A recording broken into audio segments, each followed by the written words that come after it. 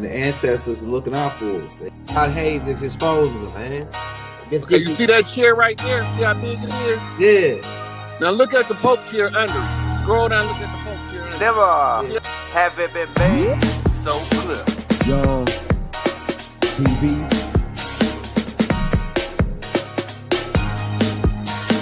Young. We running the game right now.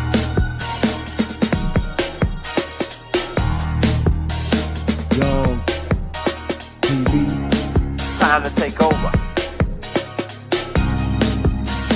Young We the hottest in the game. Hit that like, hit that subscribe button. If you just not tuned in. TV. Share, like on your Instagram, Facebook. Young TV. If you tuned in,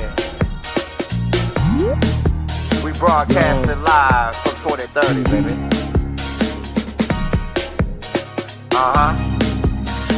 Young TV.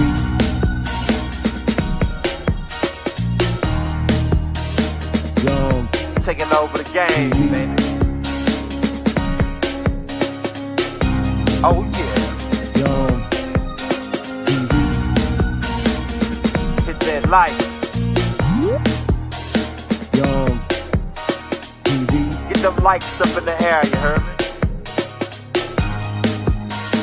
Young TV. Ride by. Hotel Islam. Young TV. Assalamu alaikum. Shalom alaikum. Young TV. Welcome to the Sick 8. This is designed to have a discussion with one of the heirs of the land in order to get some insight into what's taking place. So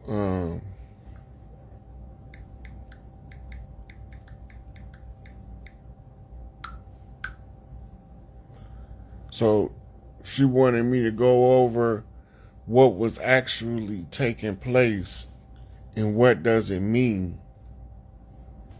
right? And let me find out what's her.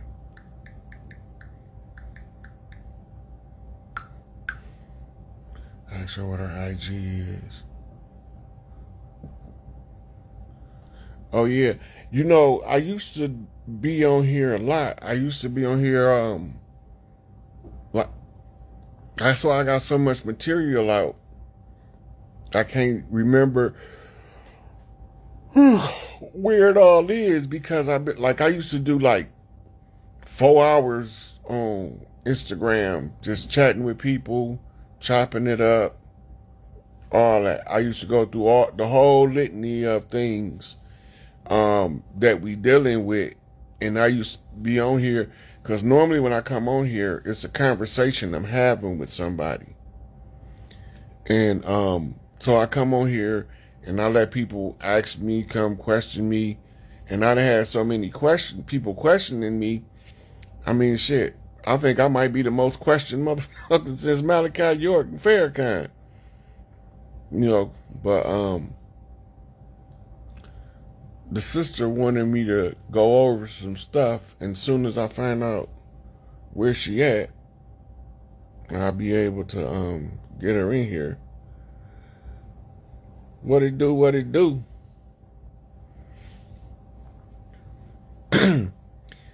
While I'm waiting,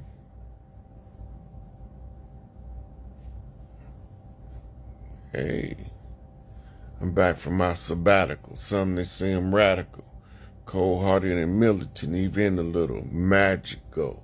I returned from hiatus, back to be the greatest MC that you ever heard. Rest of them suckers faded by wild-style gorillas, destined to be the illest. Them real niggas will feel this. Them honeys off in the hills, billies with high heels, sick of the Schwarzenegger. Somebody tell that governor I'm the reincarnated. Stan Tukey Williams, watch his face and see the fear.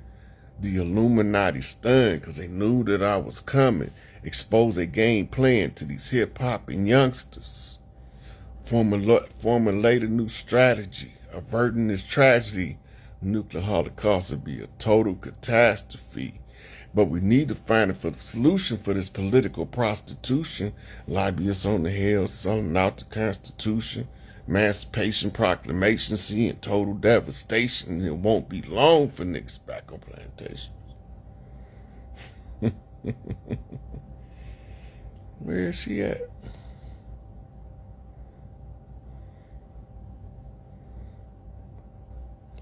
Don't get me started, Indioga 8088.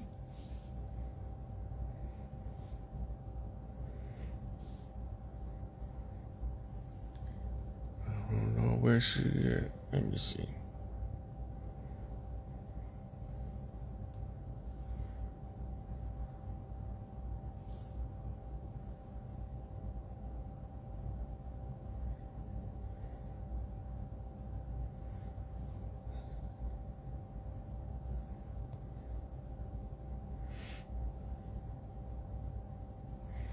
Look, I'm going to go over some of our old culture with y'all just to give y'all an idea of the difference between what nobility meant to the people of this land and how that's different from what nobility was in Europe.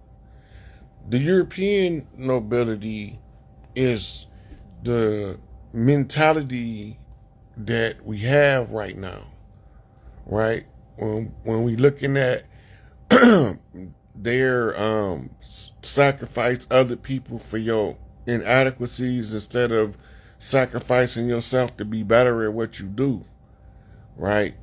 Over here, we didn't believe in big eyes and little U's. All of the tribes, like, we understood respect. So when our youngin clash with some more youngins in the street, one of the OGs will go talk to the other OGs, say, hey man, we ain't finna have these babies out here killing each other, so what we gonna do? Make them run a fade. Take their ass down there to the gym, put them boxing gloves on, and when it's over with, that's it. It's over with. We not finna drag this shit on. Well, they interfered with that because when they came over here, when our children have conflict, instead of them running a fade, in order to resolve the matter, if you can't talk it out, you got to box it out.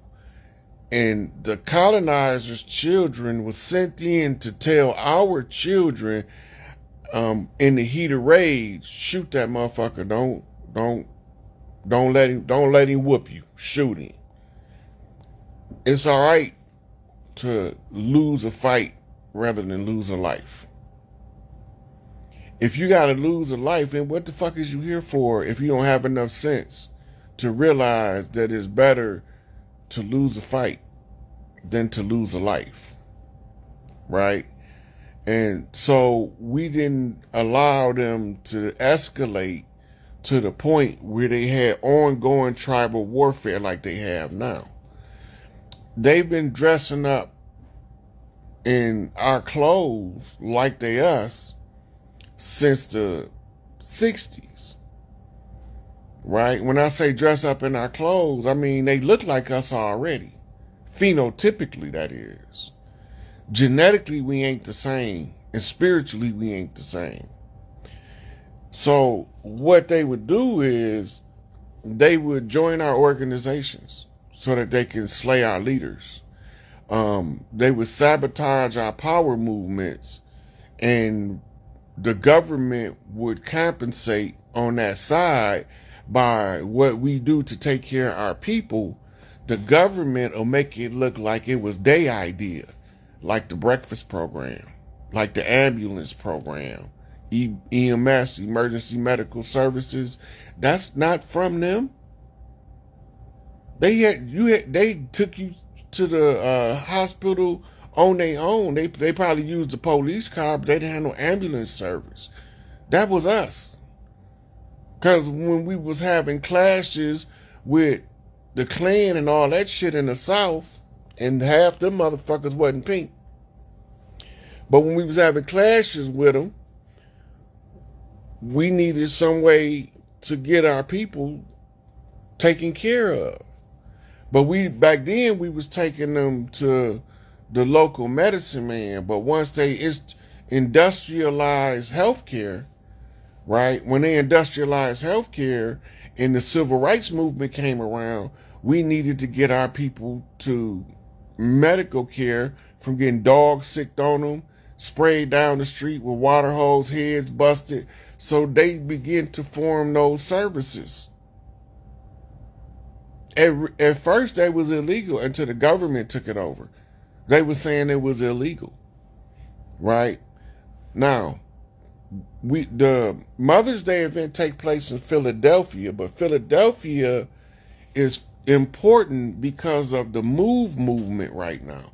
Because of the Philadelphia move, when they bombed that whole neighborhood because they wanted to go back to living in our tribal distinction under the Brother John Africa.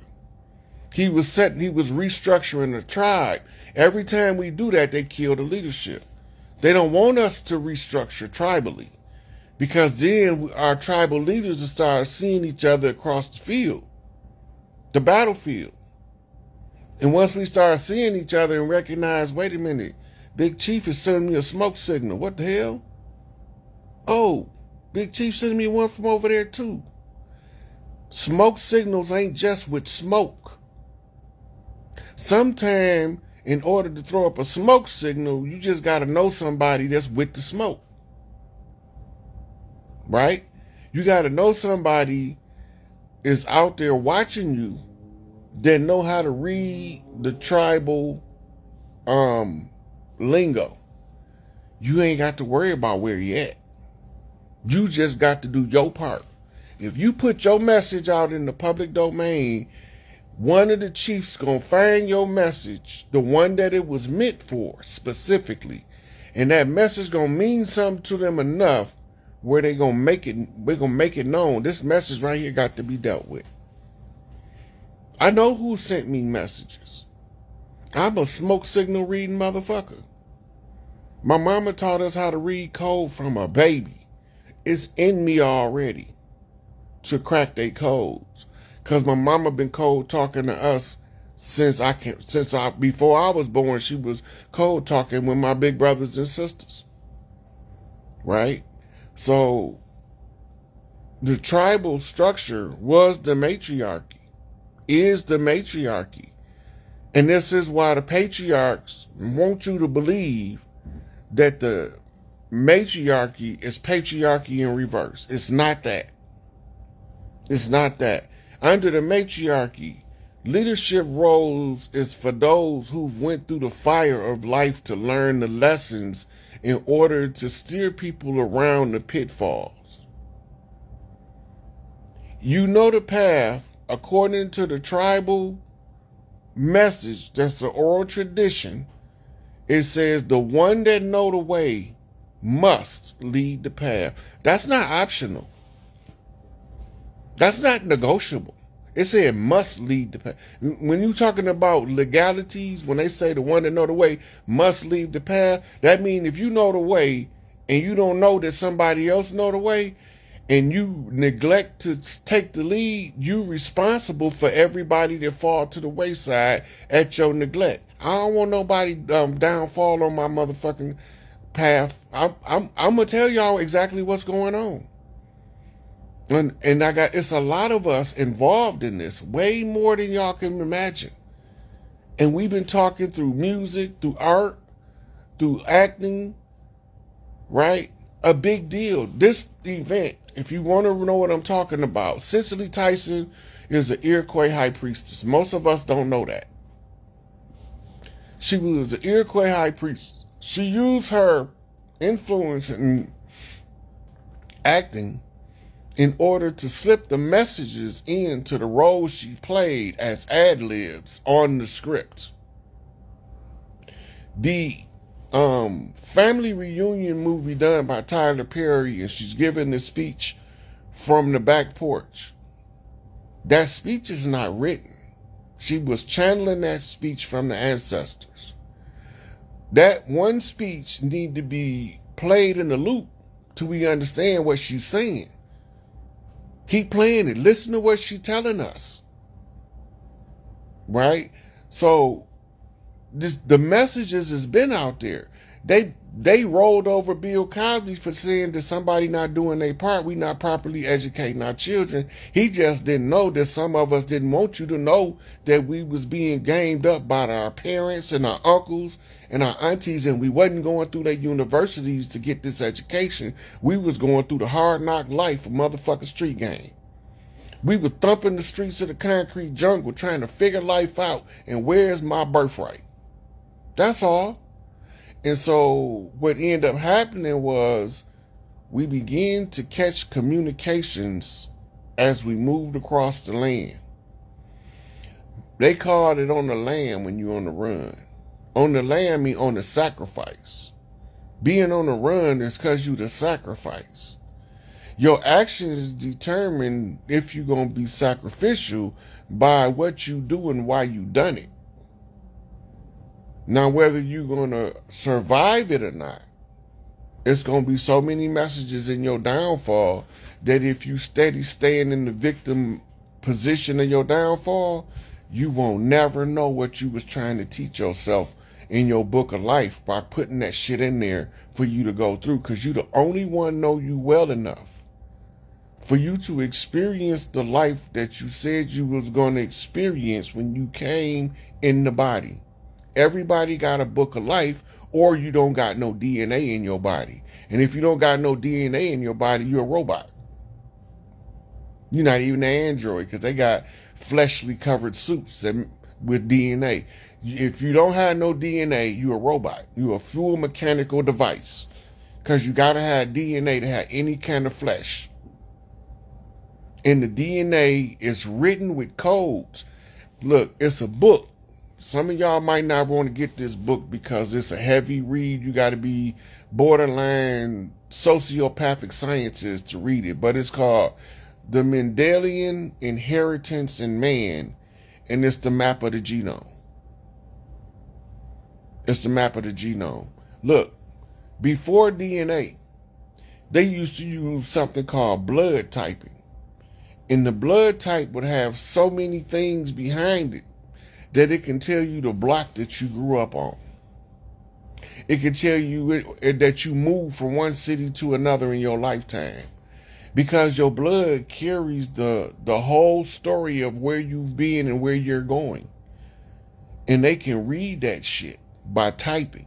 That's before they had the understanding of reading the genome. They was through type scripting blood, they was writing what each one of the genes expresses itself as.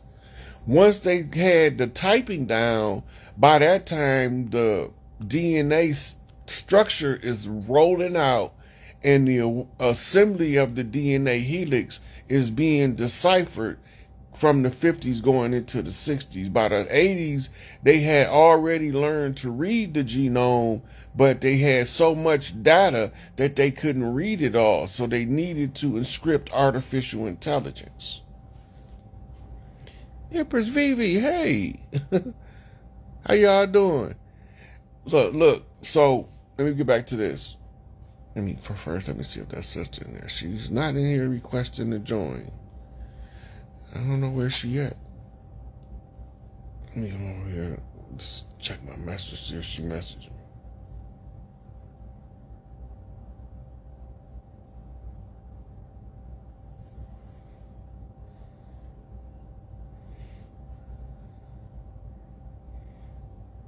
Okay, she will have to say something in the comments.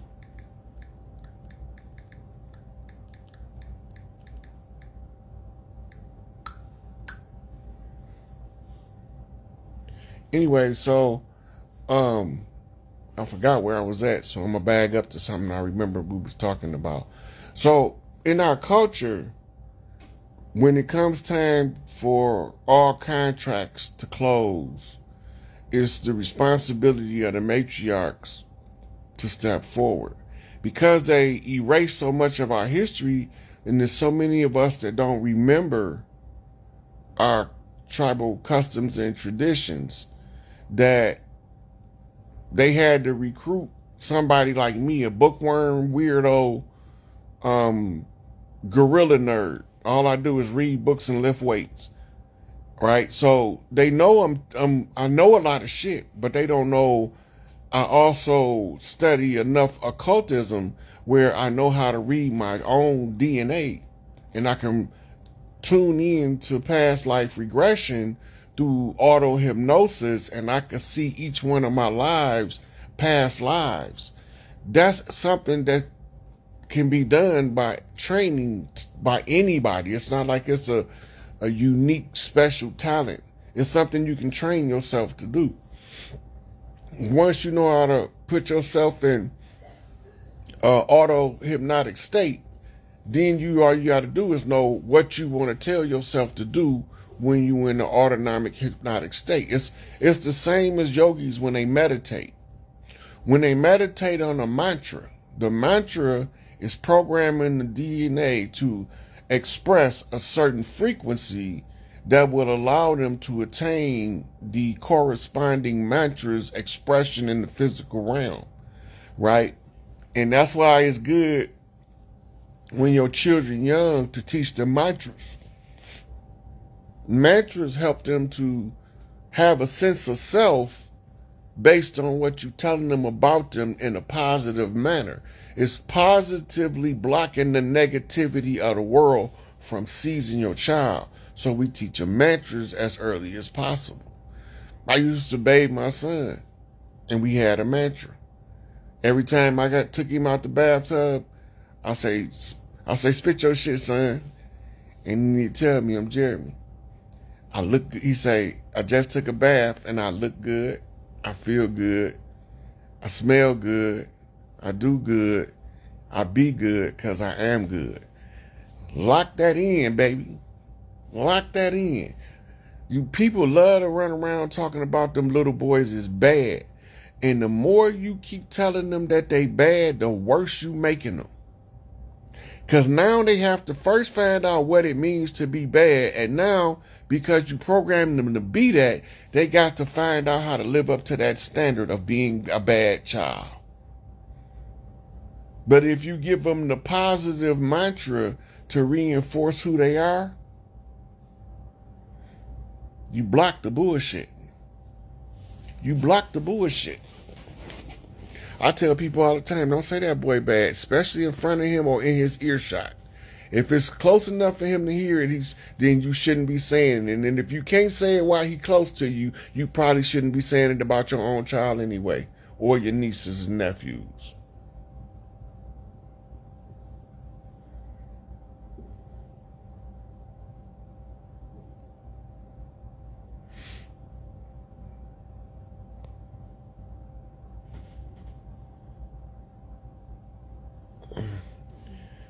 Okay, another thing, when you realize that the government is aware of everything that we're talking about right now, and they know that we're going to reassert our tribal side of the one-to-one in order to catch the falling government for the protection of the people.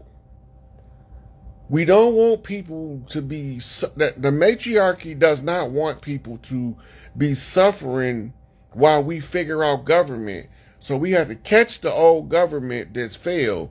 And now we have to switch over to how the matriarchs do business. No, you can only lend and borrow from your own self. That's it. You can only lend and borrow from your own self. If you borrow from somebody else, debt equals slavery.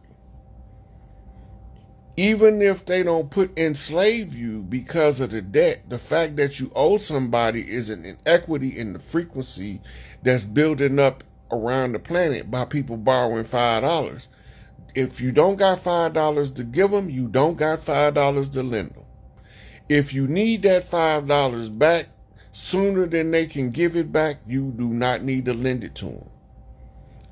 If you have to say, I need my $5 back on this day, you are not in a position to lend that person $5. You can only lend people what you call surplus money.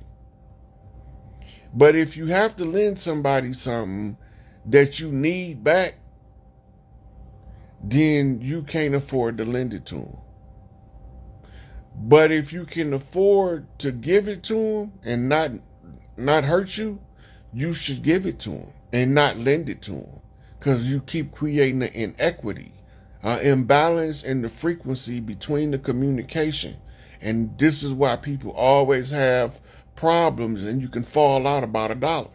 A single $1 bill can make two people go batshit crazy, because that the debt related instrument carries a negative frequency anyway.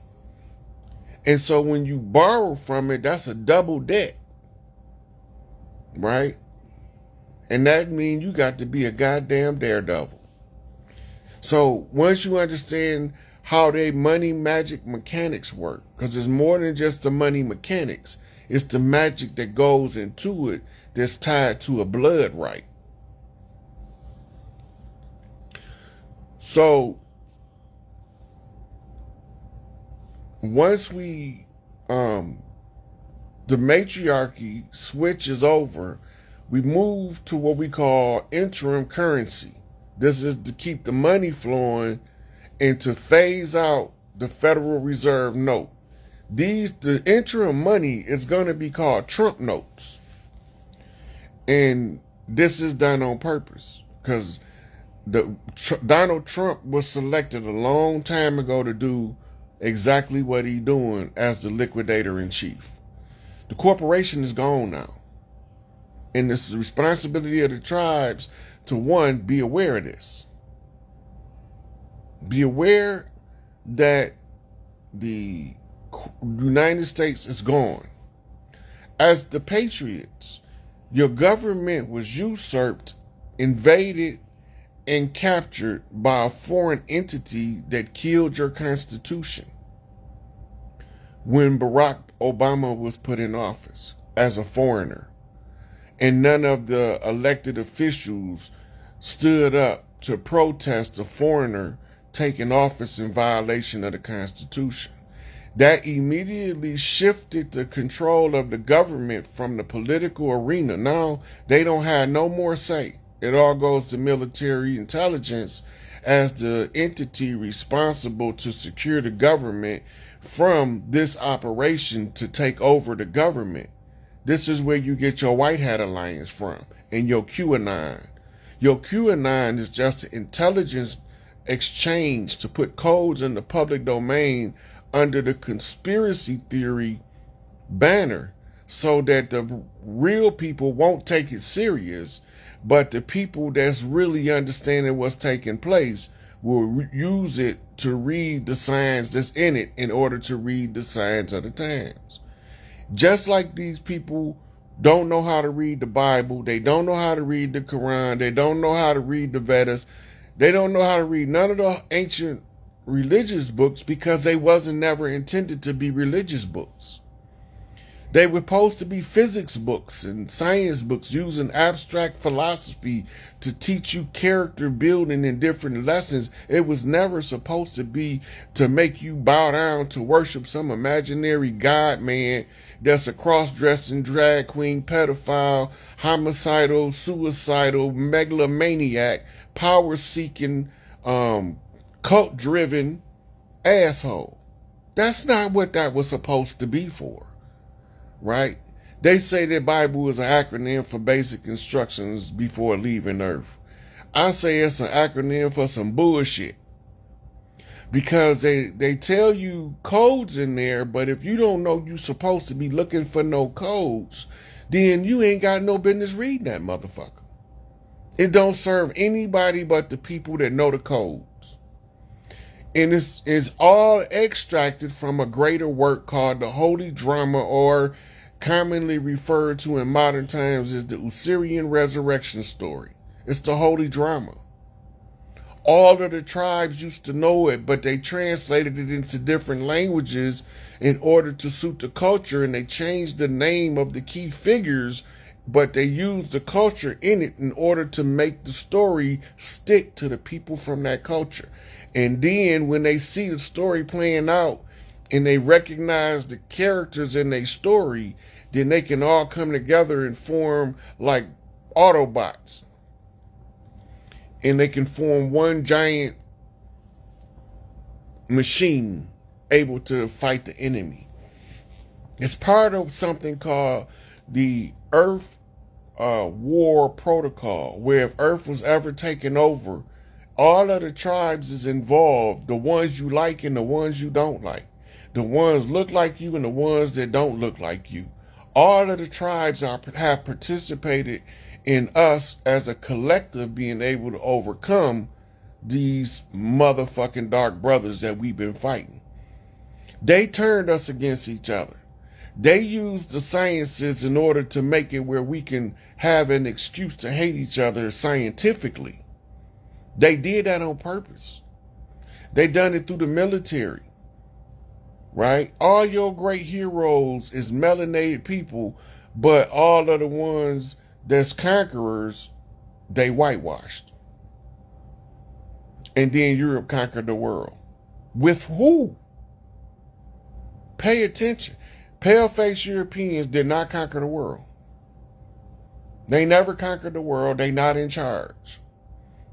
It's some Negropeans that's hiding that was in charge. Remember, Farrakhan did a lecture a long time ago, and y'all can go look this up. This is a reference point. He said, we ain't never gonna make it until we get past the Jew. Y'all thought he was talking about the pink Jew. The pink Jew ain't the problem because we know where he at and we know what he doing. It's the black Jew that you forgetting was the one that was doing all the devilishment up until the 1800s.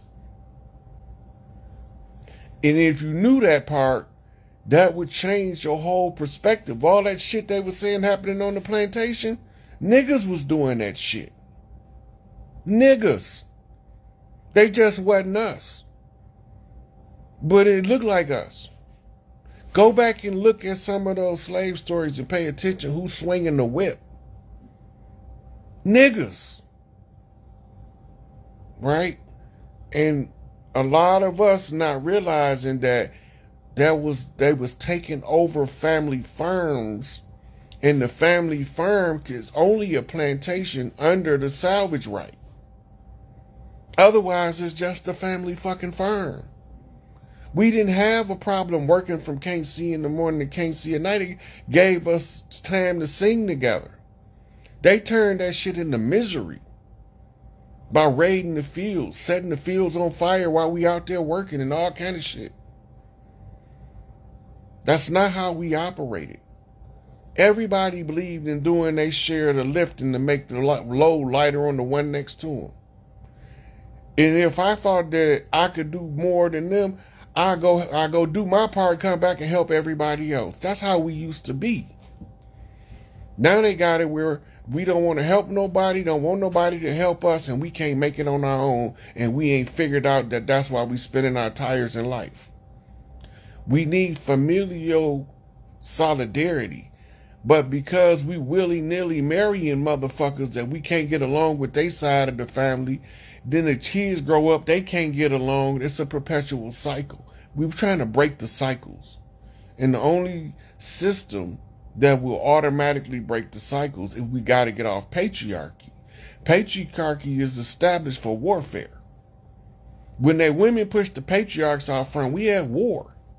And if you don't know that part, then you won't realize what's really going on. We still matriarchal. All you got to do is walk up to one of us and say something about our mama and see how quick you get slapped. We still matriarchal. We still mama's boys. We still our daddy's son, though. And my daddy was a mama's boy, too. So he know how it is. That don't mean we ain't love our daddy because we mama's boys. That just mean we'll fuck you up about our daddy and we'll fuck you up twice as fast about our mama. That's all it mean. You know?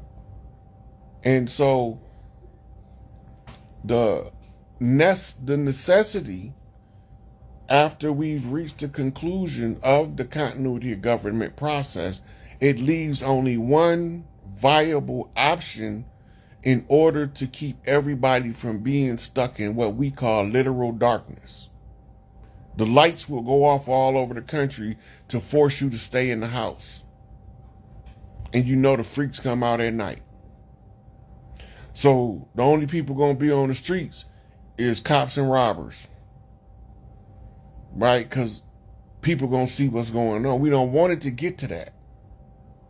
So we have to draw the heirs to a central location, and we because we can use proxies, we are right now going to the place where we need to go to, so that we can say we ready to receive the government and we don't need no more help from no foreigners. We can do it from here with the tribes of the land and anybody on the land that want to act right. And the ones that need to go, they already they won't be able to get their birthright over here. If they're not from here, if they want to get their birthright, they have to go back to where they from. That's not saying we throwing people out. That's just telling them how to capture their inheritance from their bloodline that's tied to where they from. Some people is hybrids. So they got a little bit coming from multiple places, so they're going to be really confused. And then you got what's called dominant blood. Dominant blood is a bloodline that you both genetically and phenotypically express, right? Sometimes you can genetically express it, but you don't look like it phenotypically. That's when you can pass for being somebody other than who you really are. Or, as we always say in the hood, that nigga passing. It's so many people right now passing that don't even know they passing. Look, they had did an FBI investigation on a group of skinheads, right? And they was talking about this pure Aryan blood shit. And then they started doing genetic research on these motherfuckers, found out almost 90% of the little club was some niggas passing. And they thought they was crackers. So, but y'all got to be aware of that, because everybody that's a rightful heir might not look like a rightful heir to you. Because a phenotype might not express what their genotype is now, due to the amalgamation of the last 200 years especially. But it been going on all the time, but it was done to try to make us not know who we was. In the last 200 years, they put a full court press on it. So when we go, the tribal mothers was the politicians of our communities. We didn't have men. The men was the war and they was the hard side of life. Politics is not the hard side of life. Politics is not supposed to be about making laws to punish people for living life. Politics is supposed to be about how we gonna get the resources to this group so that they can be able to maximize the potential of that area. That's what politics is supposed to be about. Not about saying we gonna bring this dope over here and we gonna make all these laws so we can lock their asses up. That's warfare. That's imposing warfare upon the people that don't even know they're at war. So they had to eventually tell us, right? So we went in and showed y'all where they told us in Black's Law Dictionary that we was in effect at war with the government since the Federal Reserve took over. We've been at war with them from the beginning, but they really have to put it on paper now, because now Big Mama Bank closed and we need to know where the money at. Big Mama closed her bank. That's called a warlock. That's the only reason why she closed it. It's a warlock. She is locked because of war. And Oshun is held back, the Sweetwaters, because she don't fuck with war. So all of the divine feminine that want to come back, the gateway into bringing back your Oshun energy is here. So a lot of y'all might not remember the culture, but if you look at how you grew up, especially before the 90s, if you grew up before the 90s, we were still heavily involved in tribalism. All this stuff that they gangbanging is tribalism. It's just that the infiltrators came in and told us to kill each other. They put us against each other like people do fighting dogs, right? If you can charge him up, if he got skills, then nobody want to fight him because they can't match hands with him. Now they want to shoot him. But normally in our culture, that's not what happens. Normally, if you can't win the fist fight, you shut the fuck up. That's normally what happens. If you can't win, we don't mind you talking, but if you can't stand the fist fight, you need to shut the fuck up. That was how the culture was. Now, if you can handle the fist fight, the aftermath, letting your eyes be swole, your lip fat, you had your snot box pushed back, bloody nose, right? You might have been slammed down, got a couple broken bones. But if you can handle the fade, you get respect, win, lose, or draw. But it's just, don't nobody want to be on the losing end because of the recovery time. And now, can't nobody fight.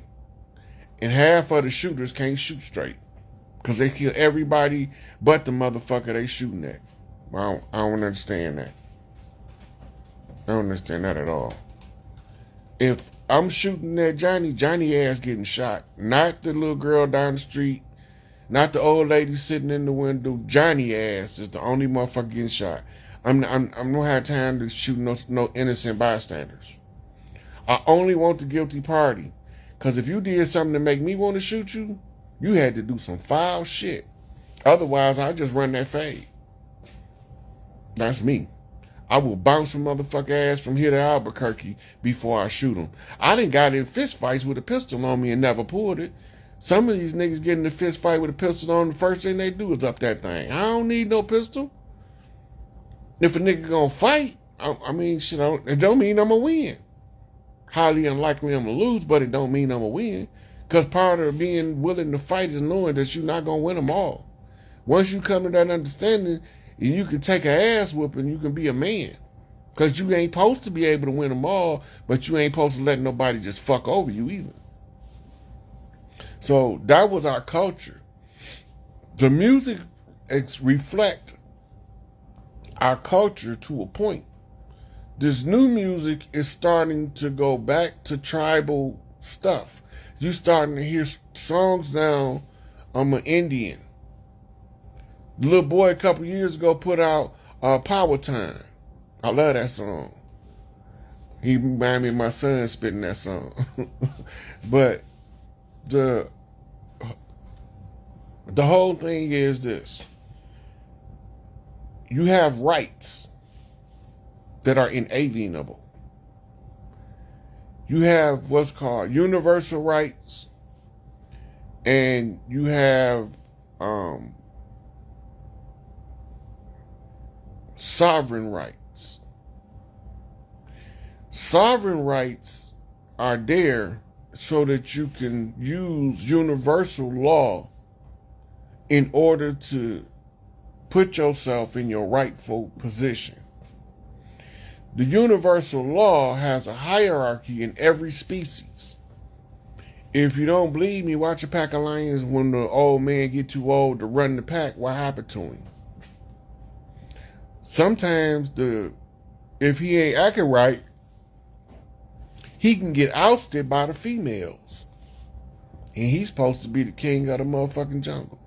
If he ain't acting right, the females will run his ass out of there. But if he acting right, they will fight the other males alongside him. This is to tell you that there's good leadership and poor leadership. The lioness will not oust a male that's a good leader and a good protector and provider. So when it's time to hunt that wildebeest, if he leave 5 female lionesses to pull this wildebeest down, and he just lay there and watch until they pull, he's gonna get ousted. But if when he see them trap that wildebeest, he know that it's a potential one I'm gonna get hurt. He need to go give some assistance. He go and grab that sucker by the nose and slash him to the ground like it wasn't shit. Then you understand the difference between the type of power men have versus the type of power a woman have, all things being relative. Study a tribe of gorillas. Gorillas are patriarchal only because the male is the perfect father.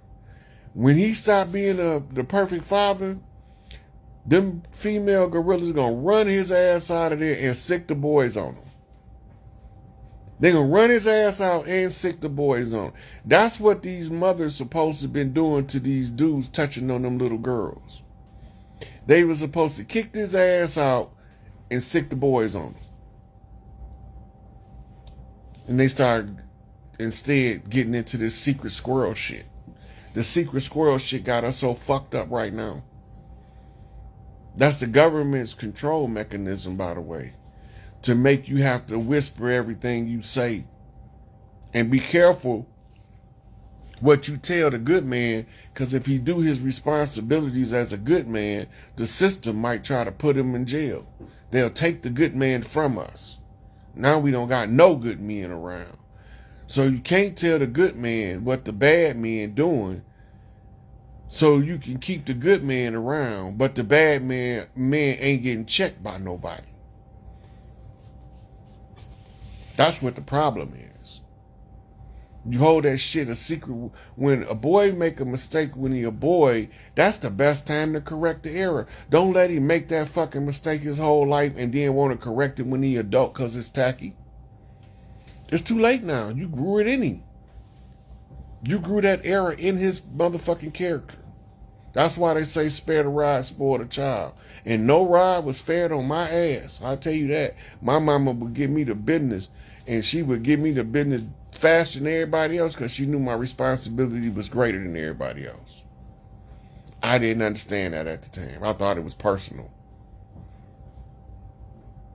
But over time, I'm a natural analyst. And I started analyzing shit, and I was like, wait a minute, there's something going on here. I don't know what the fuck it is yet, but I'm going to figure it out. It's just going to take me some time. And lo and behold, I figured it out. And now, I'm able to talk from experience about my studies, the fallacies I discovered while studying, how the incongruencies from the story they told us and the way that we are as a people. If we this particular way, we wouldn't do this particular thing y'all saying we did. Right? Like, if you go, it's a whole bunch of recorded chiefs that unilaterally shut down any negotiations that involve buying land. Right? You can lease the land for a period of time, but you cannot own the land. Nobody can own the land. The tribal mothers will have first right to recover the land. That's Article 77 of the Iroquois Constitution that I had to read into the public domain as part of the oral tradition to evict the invaders. They didn't live up to the end of their agreement when they came. And now, just by the law of right, we can tell them to get the fuck on. And I told them. And I didn't bite my tongue. And I still haven't backed down from my position. A lot of our people think that I'm batshit crazy when I tell them this. They don't remember our culture. If they remembered our culture, this shit would click. Instantly. Oh, he following the old ways. He following the old ways. That mean this shit gonna happen now. If he following, cause the only way you can overcome the foreigner's system is by using your own system. So when they asked me what I was doing about the problem, I told them motherfuckers voodoo. I was doing voodoo about the problem. That's what I was doing. Part of the science of voodoo is the secrecy is what keeps the motherfucking spell intact. Because they told me that, I was able to expose the spell. Once you expose the spell, you break the hold. Them motherfuckers fucked up.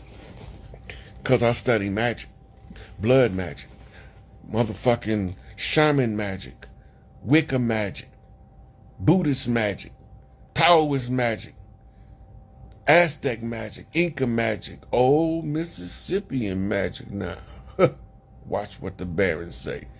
When we cross that river, old man river, that old man river, he must know something, but he don't say nothing. He just keep on rolling along.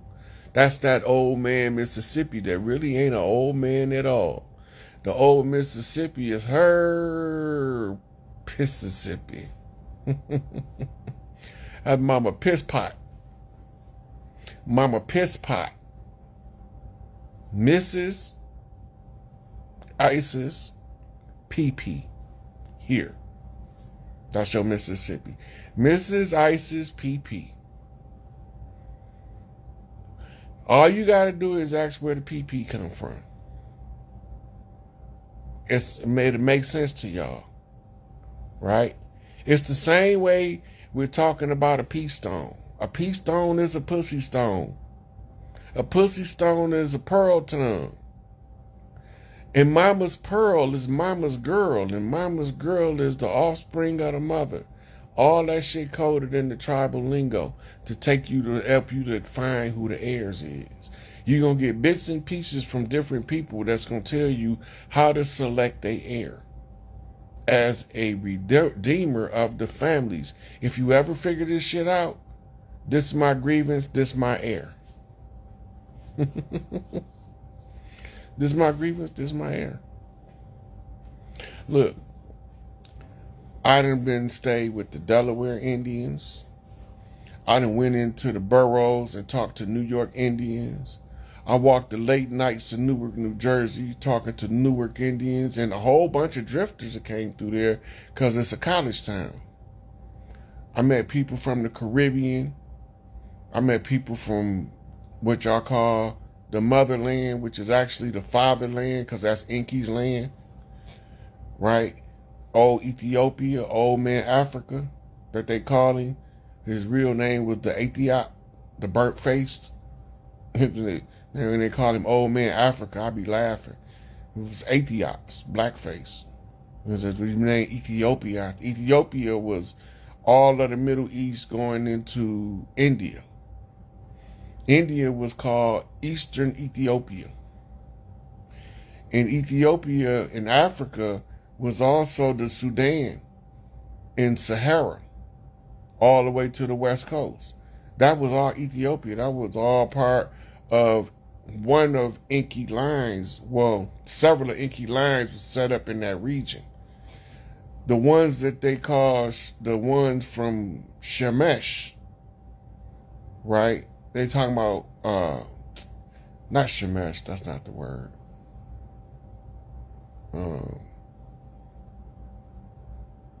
The Abzu. The ones that from the Abzu, that's the Zulu. And nobody was supposed to take Tahuti's knowledge to the Zulu because they had Inky's knowledge, and together that would give them the ability to conquer more than they were supposed to. They were never supposed to mix the science of genetics with the science of technology, and they did it. Which give birth to clones in the cloning process. And so you read in the Emerald Tablets, Tahuti say, betray not my secrets to the people of the North or the people of the South, right? Now, when you realize that the geographical place where he's saying this from is Al-Kim, the people from the North would be Europe, and the people of the South would be Sub-Saharan Africa. But that would be lower than the Horn of Africa. Sub-Saharan mean beneath the desert, that going into the rainforest. Because down there you had the Dogon, the Twa, the San, the Zulu, the Ikuyu, and you had the Bantu. these tribes had different mother lines. The only ones that didn't have the father line through Enki was the San and the Pygmy. The San and the Pygmy is original earthborn DNA with no admixture from external sources. Primarily, their DNA is intact. The other DNAs, the Zulu is the offspring from one of Enki's wives and their children, and she was actually a Twa, right? But because Enki was so goddamn big, all of them Zulus, they were in the 6 foot range. And then you had another one of his wives. Then she wasn't from those tribes. She was from another tribe, what they refer to as the Ant people, which came from over here. And she gave birth to the people over there with Enki that they call the what's these people called?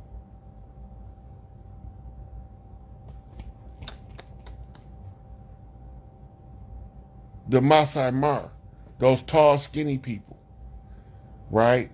And they are a kindred tribe to the tribe of Matumbo and them on the mother line. But the father line, the Y haplogroup they come from, comes through Enki, right? And then when you get into going toward the Middle East, now you starting to get into what we call the Algonquin lines. These are Somalians, your Ethiopians, your modern Ethiopians. Those are the bloodlines of Tahuti over there that was called by Enki to watch over Enlil's children that was occupying what we call Persia and Babylon. They were supposed to be the line of defense to stop them from advancing west. So Enlil's children wised up and they started putting their daughters, because some of them was gorgeous, into the harems in Kemet. Specifically in the 18th dynasty, when Akhenaten was trying to correct the errors that the Atun priest was putting in the doctrines. And they was using this to enforce the Enlil edict that he would be the only God and that they would not get to know him. Nobody will never see him face to face. This was the Amun priest edict, that no man see God face to face. I mean, that you had to have the bloodline of one of the gods to look at him face to face. If you don't got the bloodline of one of the so-called gods, these what they call on earth the golden ones. These make up your ancient royalty from the various earth clans, right? Over here, Tahuti did not do business like Enki's children did. And he didn't do business like Enlil children did. It was merit-based. It was your skill set. You build your own life how you want it. That was it. And we provide you with the means to build your own life how you want it, right? All your parent got to do is want the best for you, and you'll find your way to the best life. But they've been teaching the parents to hate the children to hate the parents. They don't want the babies talking to the seniors and the seniors talking to the babies, because they want to break the cycles of how we passed on information that made us so hard to conquer, because we still unconquered, because we still closing out the war as the victors. So we still unconquered. They thought we was conquered. It looked bad for us for a minute with segregation and Jim Crow, black codes. It looked bad for us. But we never stopped fighting. The fight never stopped. We just had a ceasefire agreement. It went from being blood on the battlefield to let the wisest one win. That's it. It went from being blood on the battlefield to a pursuit and a track down of information, a gathering of knowledge to recover the lost fragments of your memory.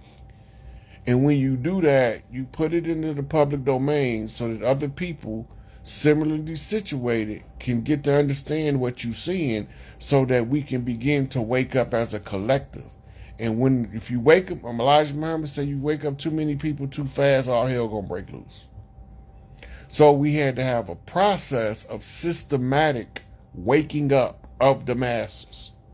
In other words, we couldn't just snap you out the hypnosis because it would have fucked some shit up. So instead of just snapping you out the hypnosis, we gradually let it occur to you that you was under a hypnosis, and now that you knew that, you can come from under it, and over time you be like, wait a minute. Now you can remember everything from when you was under hypnosis and the shit that happened when you're not under. Because normally when you break out of hypnosis, everything, unless you are told under hypnosis to remember it, you won't remember it. That means that you could be a person's sleeper cell, activated, put yourself in harm's way, deactivated, and you don't even know what the fuck just happened. And you used to hear that a lot in the 80s. Guys say, man, I was walking down the street, next thing I know, I woke up in prison. I don't remember no trial, none of that. I just woke up in prison. I'm reading my paperwork like, who the fuck is this? If you knew how many people I went through that with in there, they don't even know they were sleeper cells. They don't even know that they was being used to war against their own people. Because if they knew that, and they'd be able to snap out of it and they'll know how to defend themselves. But they don't know it. So you can't tell another person that your brain been hijacked. You just got to present information and let them realize it. Because if you flat out, like for instance, a whole lot of people don't realize how bad my feelings was hurt when I found out that it was some people that looked like me behind this whole dramatic bullshit.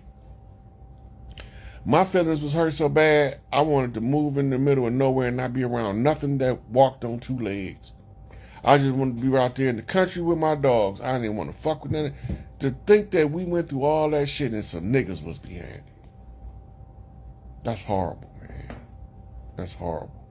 That hurt your feelings on a level.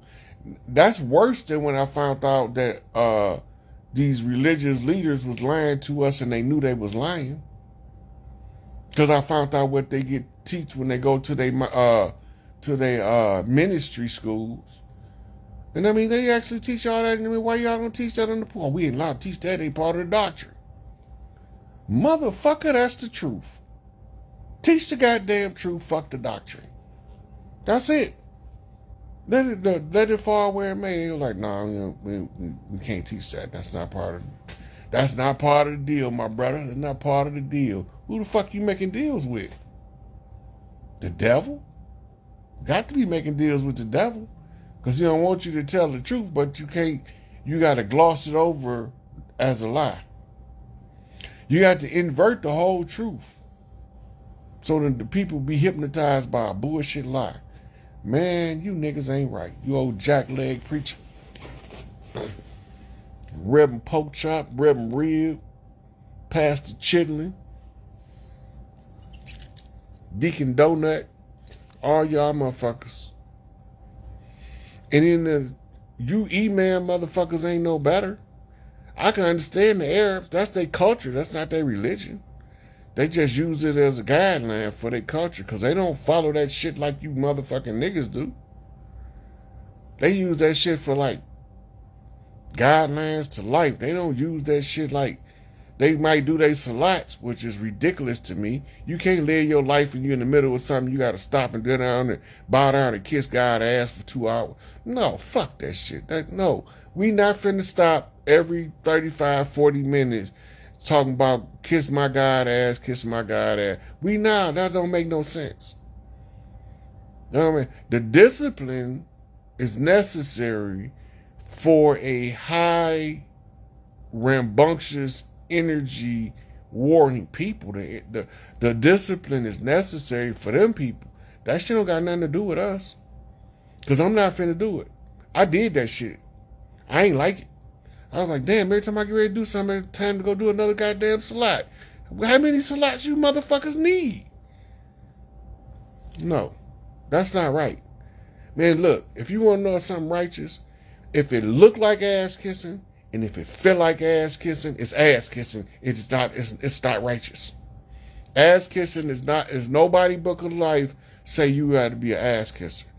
If you got a God that needs you to kiss his ass in order for him to feel like he a God, that God don't love nobody but himself, and he need to be beheaded with the rest of them.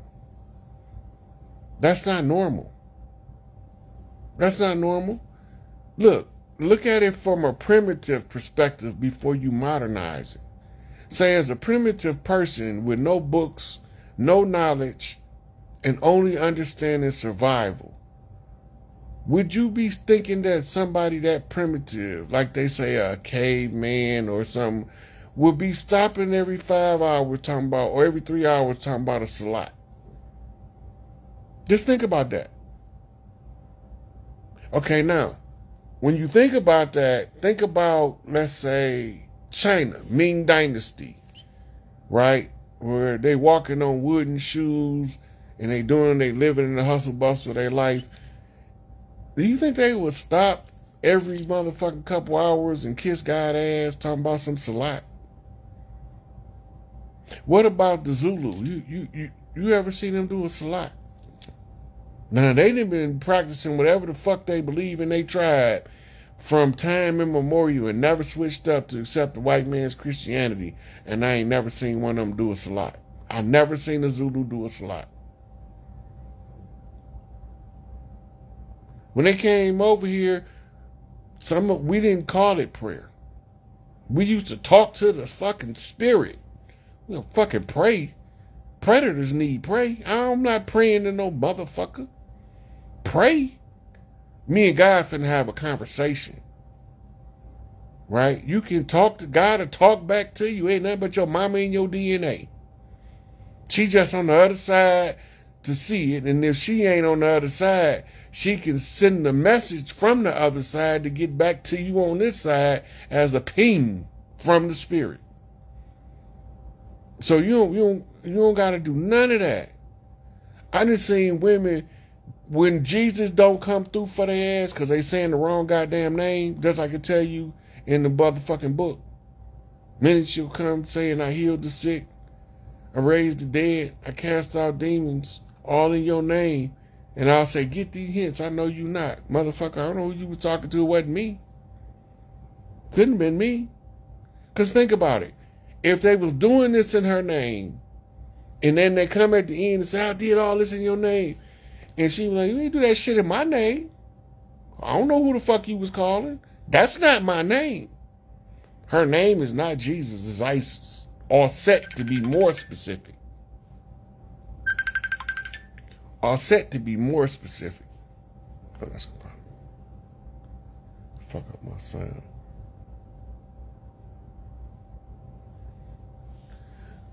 Look, the way that they telling the story in English in the Bible is not how the story went in Kemet. Several different names for one person is being used throughout the New Testament. When they saying Jesus, they saying Isis. When they saying Mary, they still saying Isis. Now, in the Testament translation, they have another name that translates as our Savior. They say it means Yehoshua, and that's another name for Jesus in the New Testament, because it's more than one name. Now, Isis is the mother. Emmanuel, because that means God with us. Because Horus is the rebirth of Osiris, the god that's now the god of the underworld. Now Horus has to grow into Osiris. He don't grow into a little bird to a big bird. He already a big bird. A hawk is a major bird of prey, right? A falcon, bird of prey. An eagle, bird of prey. So he already a big bird. When he was born, he was the big bird. But now he need to become something different. He need to become Osiris now. He need to go through a cocoon phase of a metamorphosis that's going to take him from just being a big bird to turn him into a full motherfucking dragon. A Quetzalcoatl. A Tehuacan. Right? A big ass thunderbird.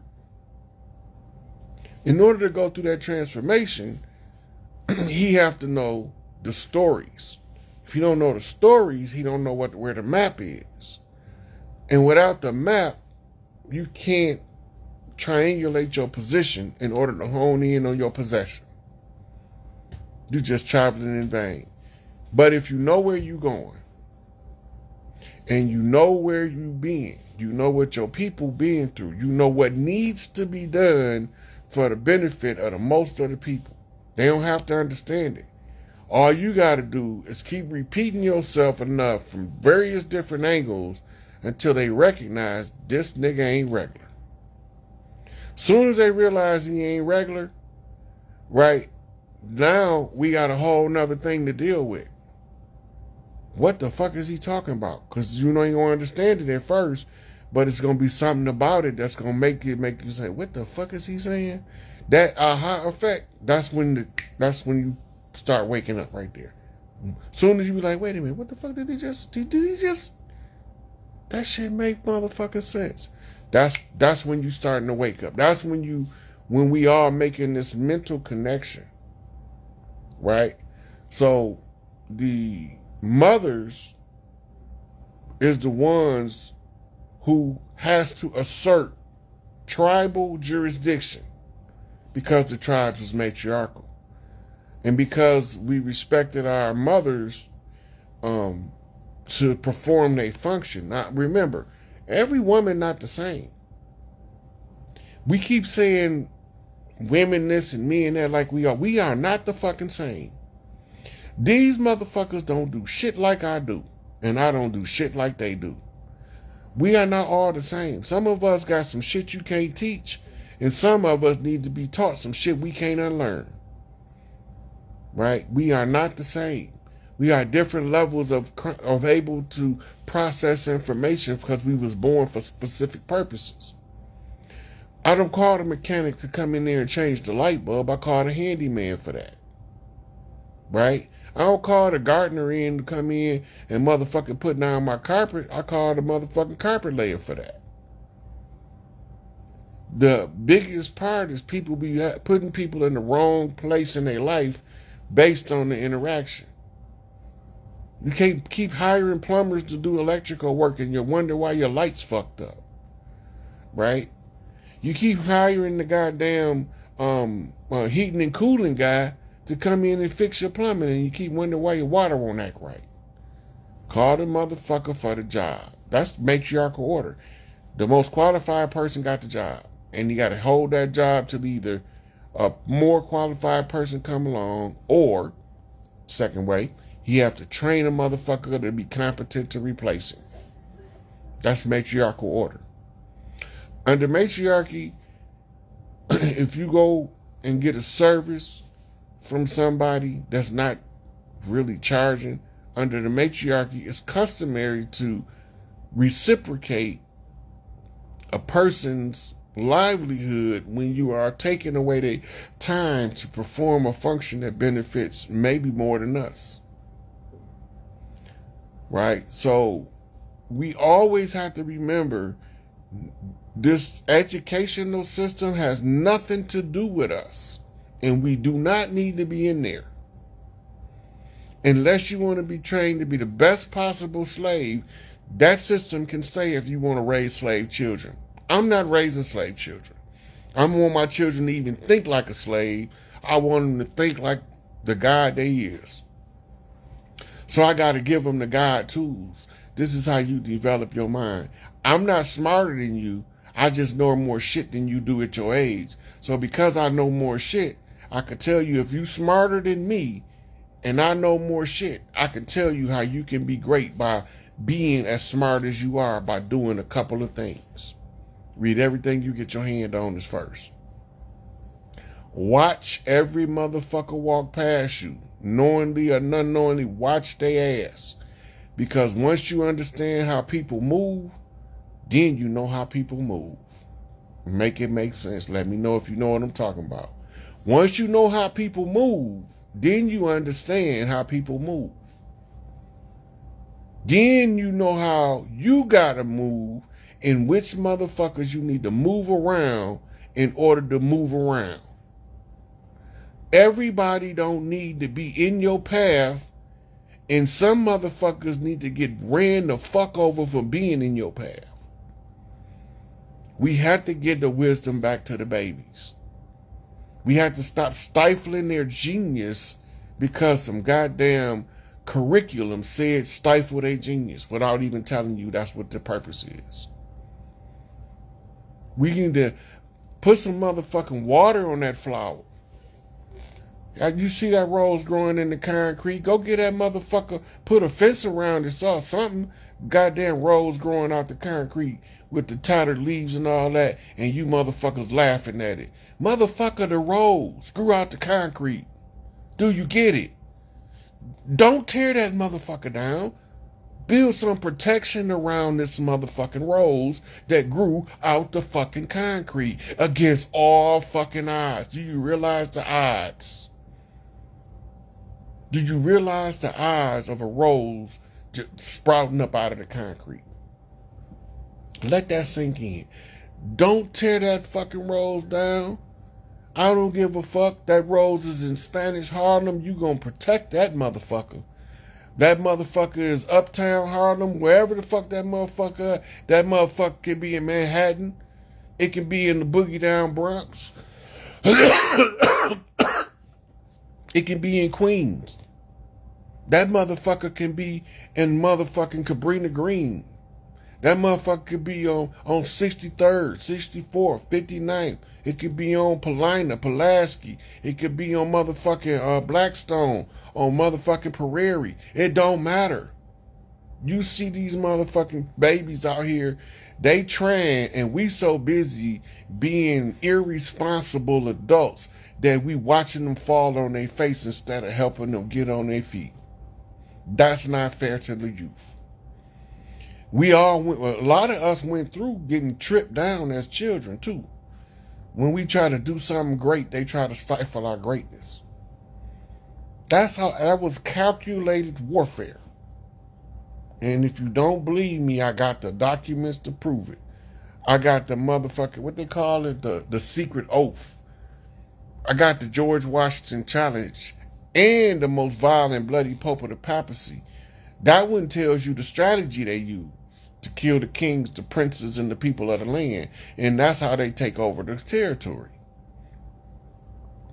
The George Washington challenge tell you that they took the feathers off the Moors, and they took the sandals off our feet. Because Moors didn't wear sandals. They wore buckle shoes. You know, them same motherfuckers that the Mormons used to wear and the Quakers used to wear. If you ever look at Quaker oats and you see the old Quaker men standing up with that buckle ass shoes on, that's what they was wearing when they came over here. They wasn't wearing gaiters and motherfucking lizard skins. That's tribal shit from over here. They just started cutting that motherfucking shit in what they call Italian fashion. We was wearing that shit before them motherfuckers ever even came over here. Motherfucking Detroit Gators, that shit is ancient. That's not no new shit. That's not new. Detroit guys always had this thing for the dress code. They come from New Orleans in ancient times as the training ground for fashion. And all the major cities had their unique style that they displayed. And new Detroit Gators came from Sobek priests that moved to Detroit when we were still under the totem system. And then they used to have gators where they would go down to the bayou in Louisiana or Alabama, going down to Georgia and motherfucking Florida. And the Sobek priests was the purveyors of the reptile-made garments. That's where that shit came from.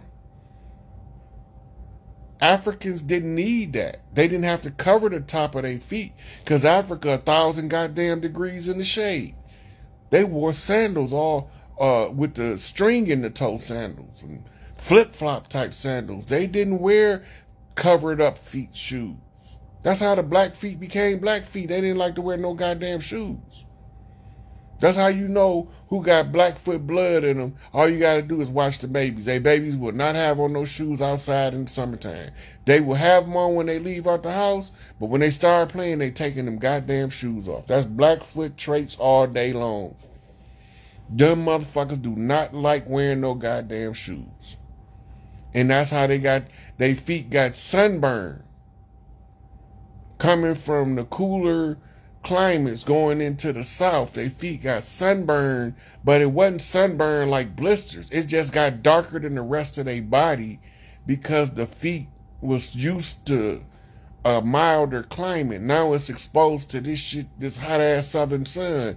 And the Gullah Geechee Big Mama say, you Blackfoot. A lot of the tribes was renamed by the Gullah Geechee Big Mama that called us to war. When their chief got down there, she gave them identifiers. These identifiers now is passed on as names that refer to the tribe that it was that came to support the effort. Like, for instance, the porch monkey. The porch monkey is not a porch monkey, it's Puh monkey. Puh monkey is an actual tribe. I think it might be Chris Brown, I think it was, said it was either him or Waka Flocka. No, Waka Flocka Redtail. So there probably was 2 chains. One of them said they was Pamunkey Indian. But the whole thing is, the term porch monkey is because the motherfucking English speaking people didn't know what Pamunkey was. So they thought they were saying porch monkey. Because of the southern drawl. And because we would pronounce they words with our slang drawl, what you would call it today, Ebonics, Pidgin, Pig Latin. You know, we would put our twist on their language. And they would think that we were saying the same thing they were saying, but it would sound different to them. And they would pronounce it, and it was the funniest shit in the world to us. It was the funniest shit in the world to us. The people in the comments said it was Chris Brown that was the Pamunkey Indian.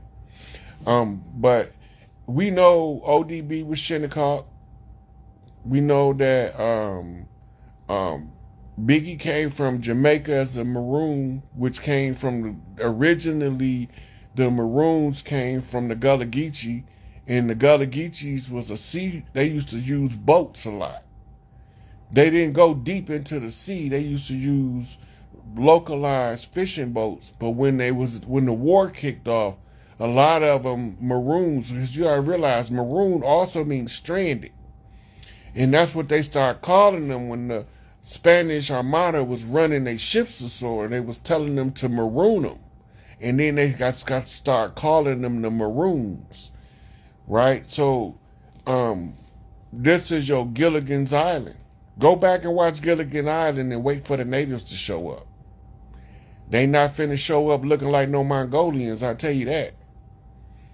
Even though we married, if you go do the research on the Chinese Road, the Chinese Road we was doing trade with China and Mexico. And our royal families and their royal families would trade women. And this is why you got a lot of us with dark skin and straight hair, because the original Asians that we was doing business with on the China Road was dark. I'm light-skinned compared to them, and they are original people of Asia, right? They still got them in the Philippines. They're just the ones that have the admixture of conquistador amalgamation looks almost Hispanic. Because they got a lot of Hispanic traits from being colonized by Spain. Right? So when our tribal mothers recall the Congress, that give us time right then to say, we're setting up an interim government. We need this long to set the government up. Right? In the meantime, this how we gonna make sure that the resources is getting the people. Right? We gonna increase the Social Security check for senior citizens. that's qualified, not the fake ones that need to be taken off the Social Security, but they need an increase. We're gonna double it. That's just my suggestion. Double it. Because these old people that already put in their work, of course, they didn't get everything right, but they did the best they could with what they knew because they was lied to and lied to and lied to every time they tried to fix problems. Now, we coming up with a generation that, we not being lied to. You can tell the lie, but we not falling for that bullshit. We see right through it because there's too many truth tellers out here telling the truth about the bullshit. And since there's this many truth tellers, you can only accept the truth now. All of that bullshit, all motherfucking lies, all secrets got to be revealed. Every dirty player. Because everybody damn near in D.C. that didn't say nothing about Barack Obama seizing the seat of the presidency, guess what? It's a term for that. And it's called misprision of treason. All of them. Every motherfucking one of them. What you've been seeing for the last probably 6 years as they've been going through the tribunals, because they only got to prove one thing. Because they know he a foreigner, so now all they got to do is prove that you either knew or should have known based on your position that this motherfucker wasn't from here. They all knew because they was given an internal memo by intelligence telling them, starting with what we would call the Security Council, that there was an operative planning to seize the government.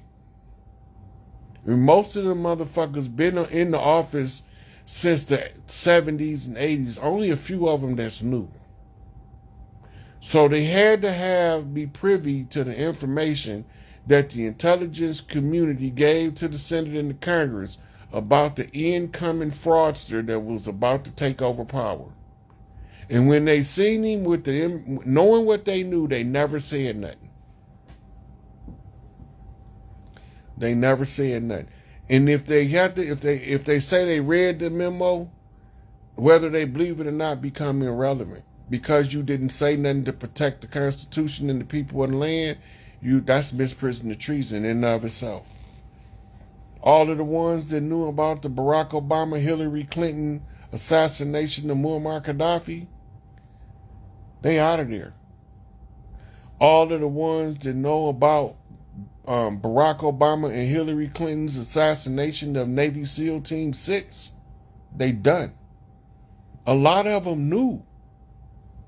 They was killing our soldiers that called themselves protecting our land and our Constitution.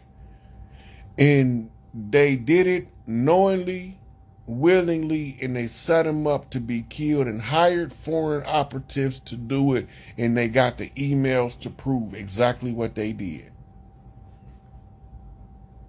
They lied about Osama bin Laden. They got the emails to prove that shit too. Remember, based on the information from the Wiener laptop, from the Hunter Biden laptop, from the Podesta files, from the Epstein files, everybody in power in this country, with very few exceptions, was compromised. You couldn't get your recommendation, your nomination, unless you performed the function that they wanted you to perform. And that's why they made Sarah Palin look like a harlot when she was running, because she wouldn't play ball by their rules. And she would have been the president had she played by their rules. But at the same time, her vagina would have been stretched way out of proportion. I don't think she wanted none of that. So they made her look like an imbecile. I think she'd rather look like a fucking imbecile than a harlot, than to be passed around. I'm just saying. So she wouldn't do the Kamala. What they call that? The Hawk Tuah tribe. She wasn't with it. You can tell the ones who don't go along with it because they get so far, and when it look like they about to go to the next level, they fucking disappear. They get made fun of and they disappear, or they didn't want to play the game. The one dude that we all need to give respect to for not putting up with that Hollywood weirdo shit with them kids is the dude that played Freddie Boom Boom Washington on Welcome Back Carter. He played the father in the VH1 Jackson's movie. Look, Michael Jackson wouldn't let him make the movie if he didn't play the father, because he was doing the same thing Mike was. He was fighting them goddamn pedophiles, and they blackballed him in the early 80s. I'm going to tell you somebody else who tried to stand up to them pedophiles because he was trying to protect that girl from Poltergeist. That's the dude that played Arthur Fonzarelli. And he got with that chick that was on the show with him, and they was trying to put something together to save that little girl from the horror she was going through. And then all of a sudden, the chick disappeared and he stopped talking about it. You know what? He was under death threat. Right? It's a lot of them people that didn't go along with that shit. They just disappeared. They just end up suffering in silence because they was blackballed from the industry. They wasn't allowed to make money. Some of them figured out other ways, you know, to survive, but they was up and coming powerhouses and acting and singing and shit. But as soon as you don't play that game, they run your ass out of town. And that's why Rihanna made that song. Who gonna run this town tonight? Yeah, that's what the game. That's the game they've been playing. So what they would do is, because we know who gonna be a prominent elder by talent expressed in youth, but we know that they got to get the play out of their system by exploiting their own talents.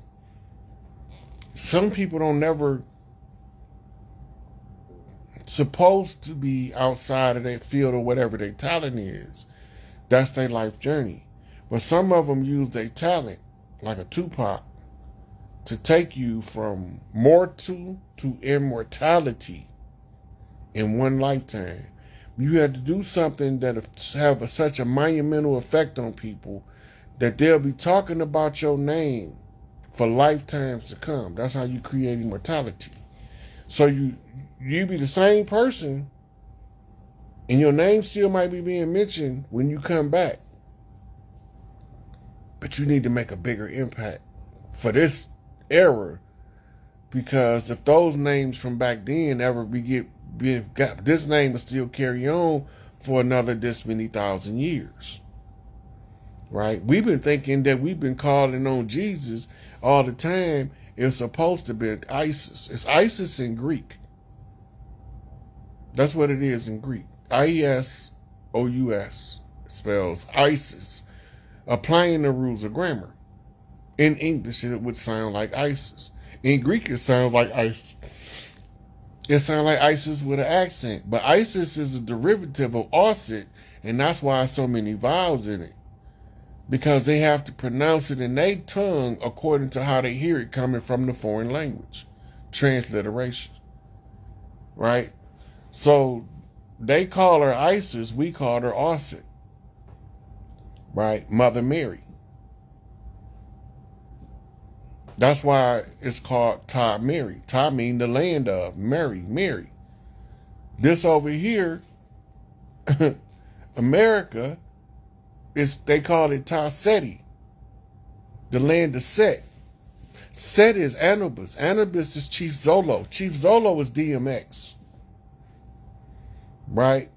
That's Ta Seti, is the underworld. I mean, that's the lower regions of the reigning government, meaning the street life. You know, the dog walked the street, the stray dog walked the street at night. That's DMX. Children of the Night. Listen to that song. Late at night when the world is falling fast asleep, I walk the shadows,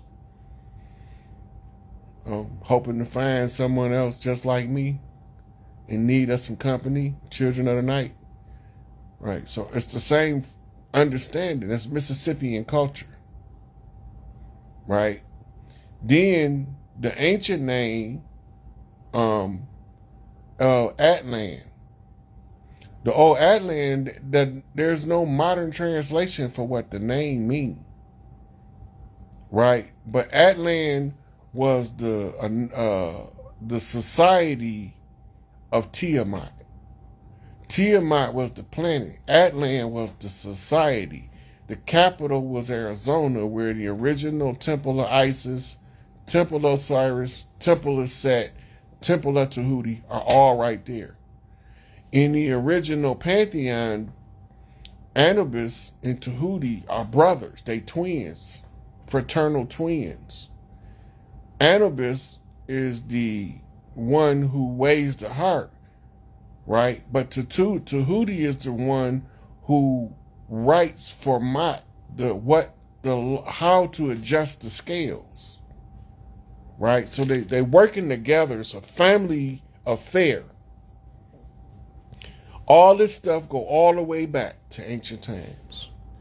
And every time the close of the age, the mothers are responsible to have the audacity to step up and say, okay, y'all boys done played enough now. Mama gonna come in here and me and my sisters gonna clean the house and we gonna play a different game this week. Because the last one y'all played tore this house up. That's basically what it boiled down to. The ancient ones. When Empress Verdiasi wrote The Return of the Ancient Ones, that's not a metaphor. She literally telling y'all that we always come back. Primordial spirit. Just because we in spirit form don't mean we don't know what's going on Earth. And just because we walk in the earth don't mean we don't get messages from spirit. So it's up to us to wake up and smell the coffee. Right? So that's what the sister never did come in. I don't know what happened with her. And I would have been taking some people, but I was waiting on her. And she not in nowhere in here. So I'm about to wrap it up. But remember, we had a culture before some shit called America ever existed. And the only way to overthrow the Johnny-come-lately culture of the United States is to go back to the tribal culture that was in place, grandfather it in from the time right before they came. Right? The switch took place in Philadelphia. They moved from Philadelphia to D.C., changed the capital, took control of the government, and we was in recess all this time. Because we've been in recess all this time, we have to initiate the call to restructure the government, which requires us to inform the collective people of the land. The fallen government do not want to help us, and we don't really need them if we do our part. Because we got enough of us on social media now that when we get to Philadelphia, everybody need to be on live. Just letting because what you doing, you hijack that motherfucking algorithm, and they gonna buckle. They don't want you fucking with their algorithm. And we gonna hijack that algorithm when we get to these. Even if you ain't saying nothing and you don't want to be seen on there, just turn the live on where the pings is coming from the location when you get there. And for the ones of you that don't make it, don't panic. It's something you can do. If you don't make it and somebody you know went and they go live, share they live on your page. That's it. If you don't make it there and you one of us and you want to know what you can do to lend your motherfucking vote, so to speak, the person that's there that you know go live, you motherfuckers share they shit on your channel. You share it to everybody in your comments. You share it to everybody you can share it with. And that'll make sure that they understand there's no reason nobody don't know that the tribes is reclaiming the land and the government. I'm going to tell you a spoiler. This is how you know that we going to Big Mama Bank. Because now they're authorizing the sale of our oil. They was only allowed military usage. Now, the only time our mineral resource can be sold on the open market is if we in charge of it. So I don't know which one of the chiefs okayed the sale of the oil, but somewhere on this land, there is a chief that said, now that Big Mama home, we can open Big Mama Bank. Something Empress did triggered it where they said it's a go. And whatever it was that she did, we don't know right now, but we gonna know when they tell us.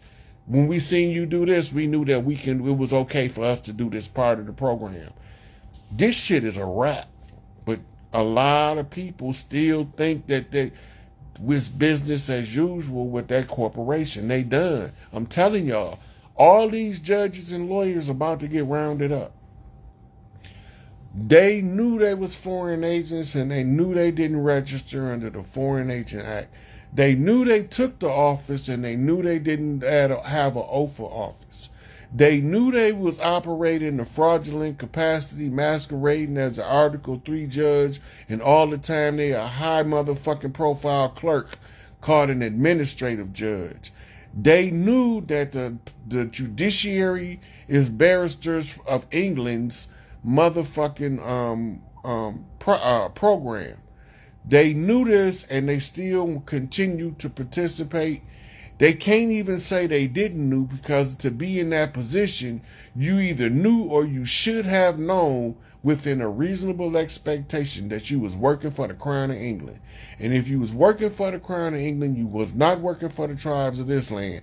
And if you wasn't working for the tribes of this land, you was part of the enemy's empire. And the police is the military enforcement branch of the motherfucking Crown of England. Always have been since they've been here. They started off patrolling for slaves. Then they turned into copper tops. Then coppers, then cops, then police. Then police.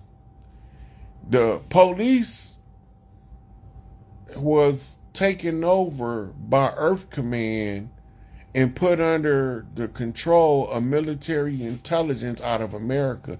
And 99.5% of the people on the planet don't know it. The reason why they kept Interpol in place, because due to foreign treaties that don't got nothing to do with us over here, our military couldn't arrest certain people legally. But Interpol had what's called the jurisdictional right to secure high-profile prisoners in places like Switzerland. That was a neutral country. All of the countries agreed not to go into Switzerland, but policing is another animal. So military intelligence can okay the Interpol to go over there and arrest any motherfucker that got an international warrant out for them. Because you can no longer seek refuge in Switzerland. You used to be, Switzerland had a no extradition treaty, but it expired and nobody would renew it because too many foul-ass individuals had sought refuge and lived their old wicked-ass lives out in comfort in Switzerland. Then you can't hide your money in Switzerland because that contract expired also, where when the bankers was able to conceal your money from audit if you put it in Swiss accounts. That's why everybody moved to the Grand Cayman and the Cayman Islands, because they had a different treaty with them. It's moving money. They moving trillions of dollars in your face and you don't even know it's being moved, and some of it got your name on it. Some of that money got your name on it and you don't even know it. I just want you to get your shit. This is what nobody don't realize about me. I'm not worried about my shit, because I know that once I tell Big Mama where her shit at and she take it, and then my sister's gonna get their shit because of it, my shit gonna come after. I don't care about that. Right now, I know that if I can tell the most amount of us with the blood right to reclaim their birthright, to just support the reclamation of your birthright, even if you don't support me. You don't have to agree with. I might have what you call radical philosophies and ideologies about history, science, and whatnot. That's cool. I might come across as a conspiracy theorist. But right now, there's one thing you got to understand. I ain't even just fighting for my shit. I'm fighting for yours too. And I don't care who you is. I don't care what you look like. Look, I don't believe the white man the devil. That's not my doctrine. That's Nation of Islam doctrine. Right?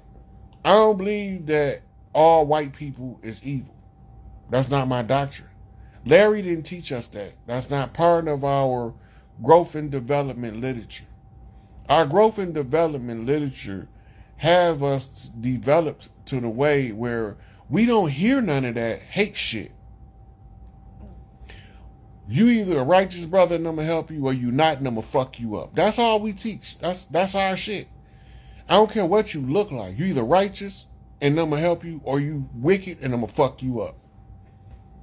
That's it. That's what our doctrine teaches. We don't care nothing about, oh, we don't fuck with the midgets. We don't like the giants. Well, I don't got nothing. That shit don't got nothing to do with me. I don't care who you want to evict off the land. That's your personal preference. I don't give a fuck about none of that. I just want everybody to get their shit. What y'all do with your shit when you get it, I don't care if you pour it in the ocean.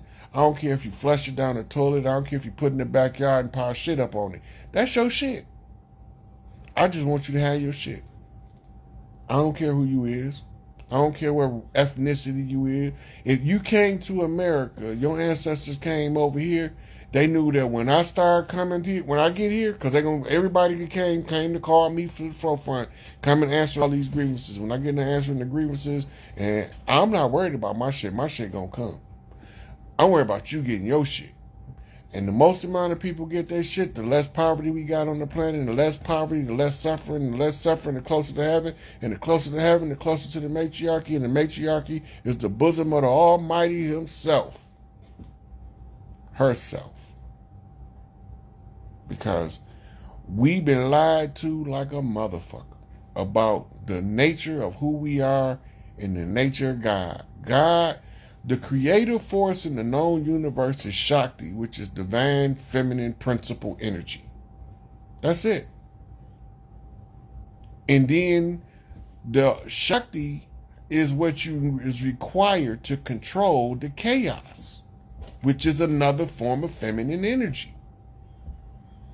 So you got chaos energy, what they call dark matter, right? But if you don't have Shakti, you can't control it. The Shakti is the feminine principle, meaning that even though chaos energy, dark matter is feminine, prima matter, the prime mother, even though that's feminine, without Shakti, you can't make it useful.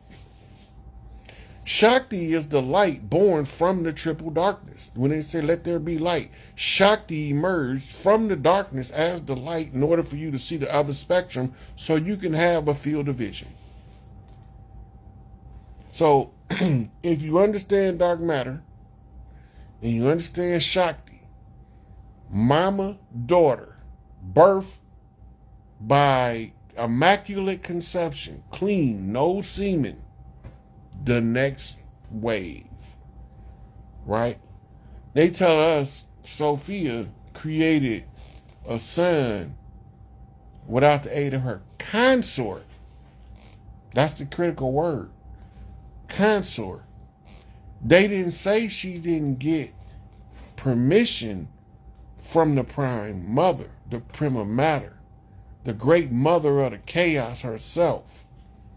Right? They said her consort. Now, the feminine principle predates by eons the masculine principle.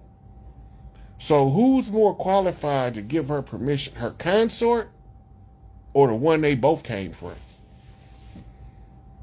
Her consort or the one they both came from? That's when they talk about the split between Adam and Lilith. This is what they're talking about. All them shit is metaphors. That's not real. Right? Lilith energy is Shakti.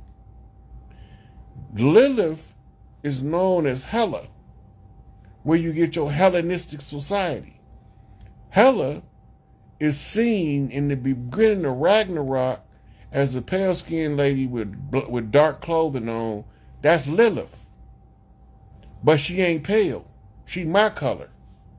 She wasn't real dark. She my color. But Hollywood, being controlled by the tiny hats, is projecting the image that they want to use as a perpetuation of the usurp. 9 out of 10, they probably didn't even use a woman. They probably used a drag queen or a cross-dresser to play the part, because that's what they like to do to confuse us about Big Mama. So when she step up and say, look, this is why we taking back control of this government. Everybody over there, because she gonna tell y'all, I don't know what all she gonna say, but she gonna say, because them motherfuckers up in there in D.C. and the Senate and the Congress was baby fucking pedophiles, blood drinking cannibals, they can't stay there.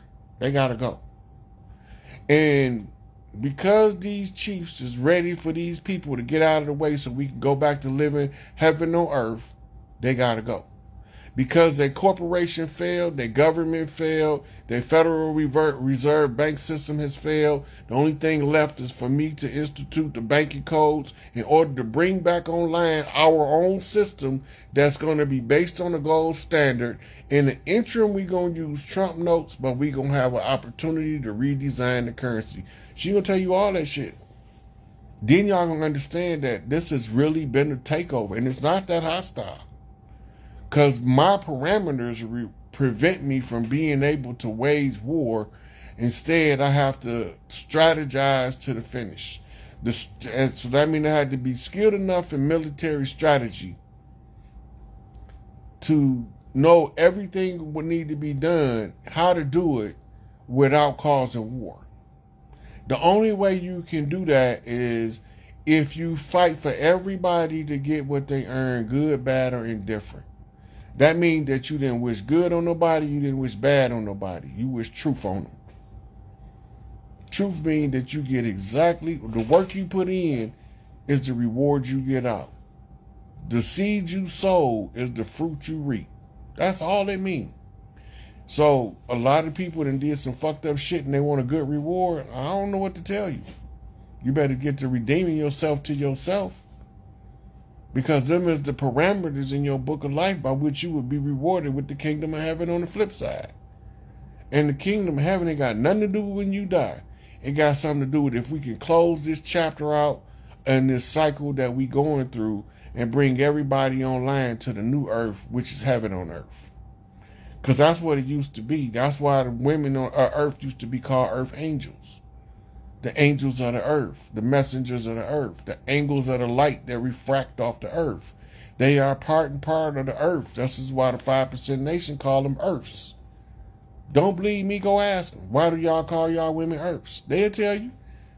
They'll give you the whole scientific breakdown. They might take you off on acronyms and homonyms and keyword definitions and all that. But when they get done, you're going to understand that the woman is the originator of the earth. Earth was originally feminine, all feminine, everything was feminine. That's why you don't have, ain't no male plants. They be talking about male and female plants. All the plants is females, and even because they all blow pollen and they all receive pollen to pollinate. So you talking about female plant, male plant. No, you got mother plants and daughter plants. It's just like a beehive. You got mama bee and daughter bees. Every now and then, she bless one, boom, turn into a male. That's it. That's it. But all plants. Matter of fact, a plant can fertilize itself from the pollen of a foreign plant if one of its own kind is not around. That's called proxy pollination. And it won't produce that other one's offspring either. And they can auto-pollinate, meaning they can pollinate themselves if ain't no other plant around to pollinate for them. They got all kind of stuff going on the earth, and we don't know what we doing. We got to figure this shit out. I figured out how to make my life where I can have my best life. But I can't live my best life when everybody around me is in misery and suffering. That's gonna take away from me being able to enjoy my life, because now I'm gonna be wondering why all these motherfuckers gotta suffer. That's what made me leave my auto worker job.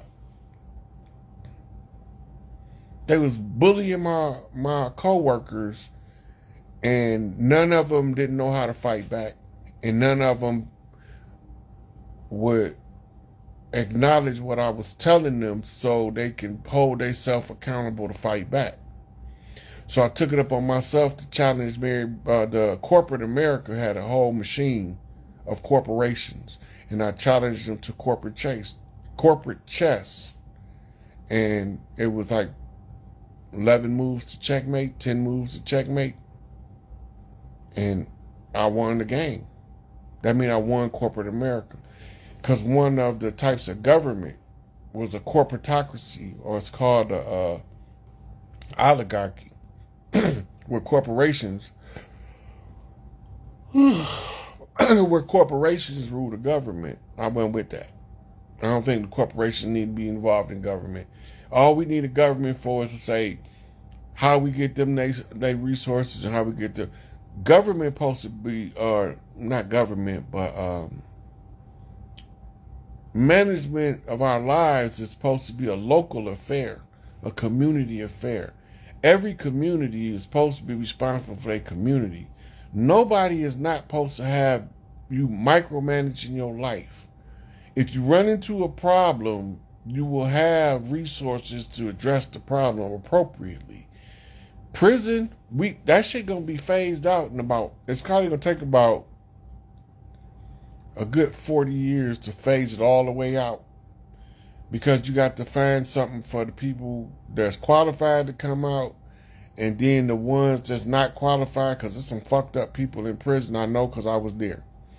And everybody in prison don't need to be on the street, but the majority of the people in prison, under the right conditions, will be perfectly fine functional on the street if they have the right conditions. So the local communities are going to be requested to set up re-entry initiative programs. I just say give them a cutout. And what I mean by that is the basics: a car, a house, clothes, and whatever educational requirement they need, because what we calling a job now not going to exist. Everybody going to be part of their family trade.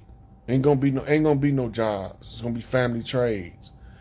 And because the workers in major companies are gonna become the owner of the company they work in during the tenure that they work there.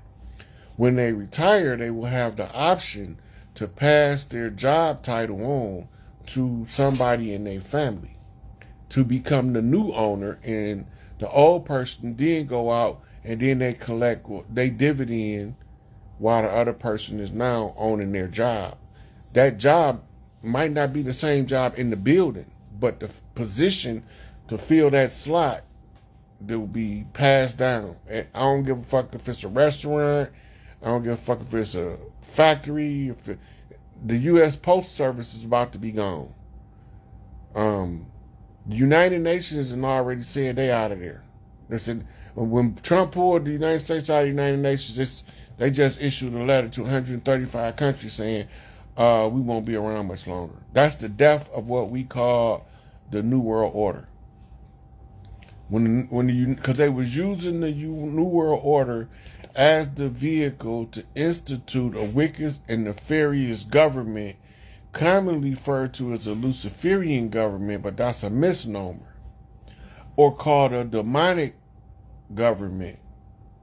That's also not accurate. A demon is a thought form. Lucifer is the person that enlightens you about something. They demonize words that don't mean what they tell you the demonized version of.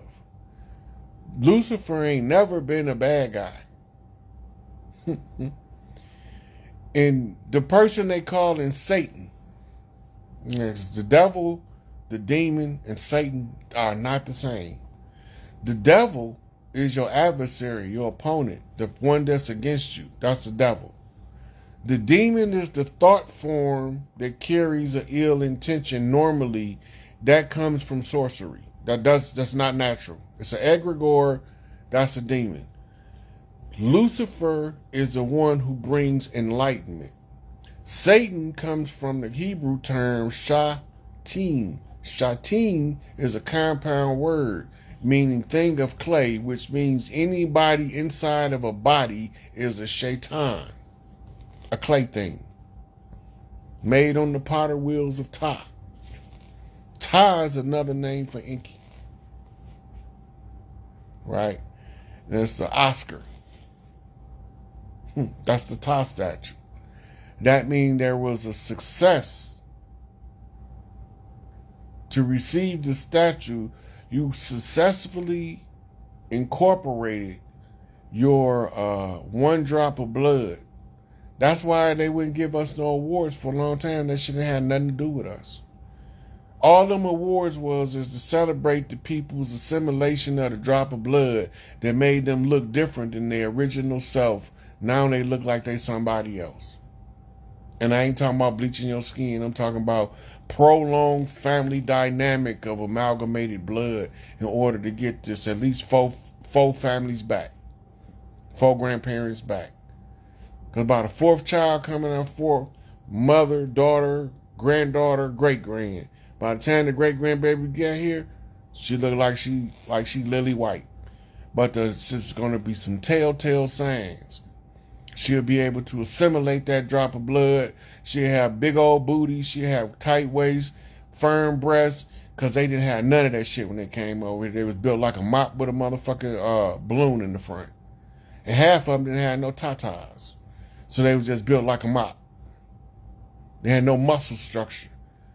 They had enough fat content for survival.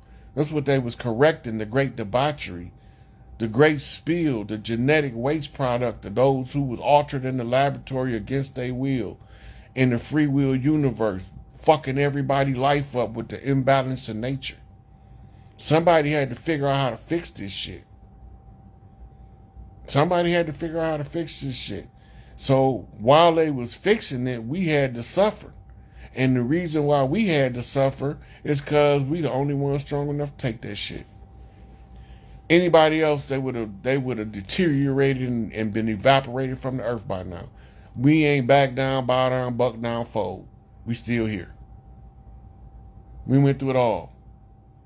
From being fried like goddamn steak to being gutted like pigs. We went through it all. We done been strange fruit throughout the South because they wanted to get rid of all of the ones who knew the old ways. And they gave us this bullshit about racism and skin color when all the time the motherfuckers that was doing most of the dirt looked like us.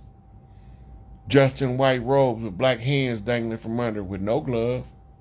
Don't believe me, go back and pull the pictures. They there. They there.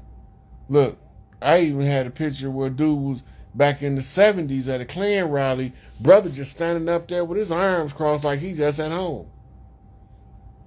And he's supposed to been the fodder for food for motherfucking the rally. He supposed to been the center of attention. He's sitting in the rally like he belong there. I don't even think he's by himself. I think it was some more brothers standing with him, another brother standing with him close by. But I can pull that shit up on my Instagram page. When them niggas standing behind the black Santa Claus and Mrs. Claus and half of the motherfuckers standing back there got melanated hands.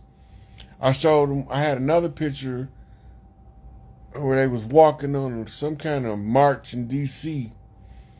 And when you look at the hands, there go that motherfucking black ass hand. And I said, oh, I was talking to my father. He said, you know the worst feared thing in the South, man, was some shit called the black hand. I said, who the black hand? He said, don't nobody know who the motherfuckers is. So I'm looking. I'm like, why they calling them black hand? He said, I don't know. I've been trying to find that out myself. Oh, shit.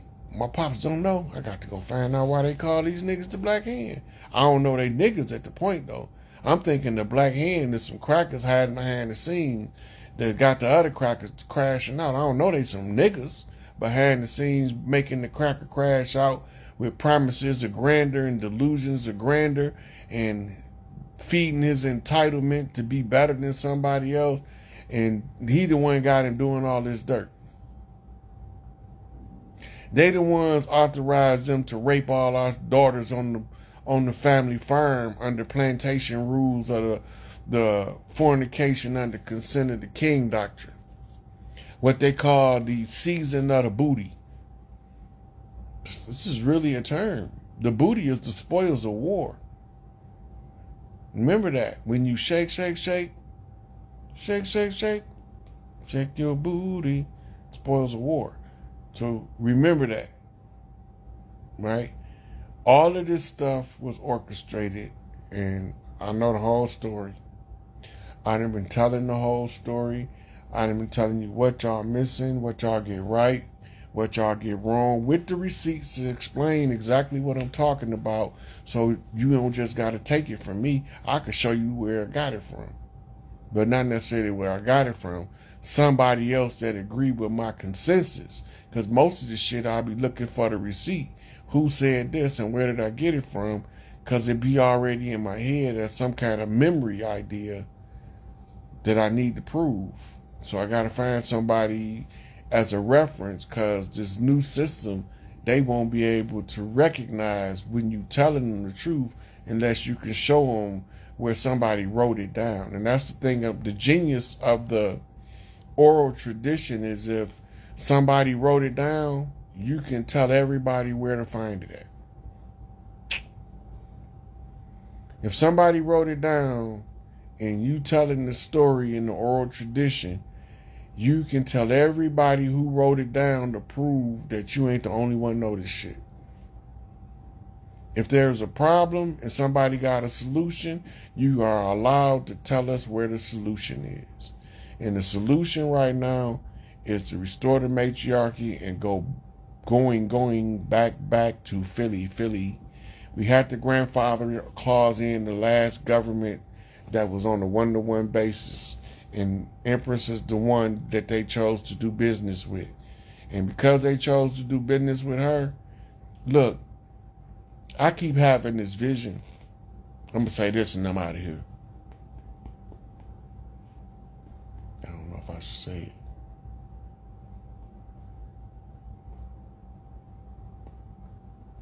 I think I gotta hold off on that. This ain't the time. We're gonna see some weird shit. I'm gonna leave it like that. It's gonna be some weird shit take place. In the good way, though. It's gonna be some anomalies that we're gonna recognize. Yeah. So, I don't know. The sister didn't never message me back on Facebook, and she never showed up on Instagram.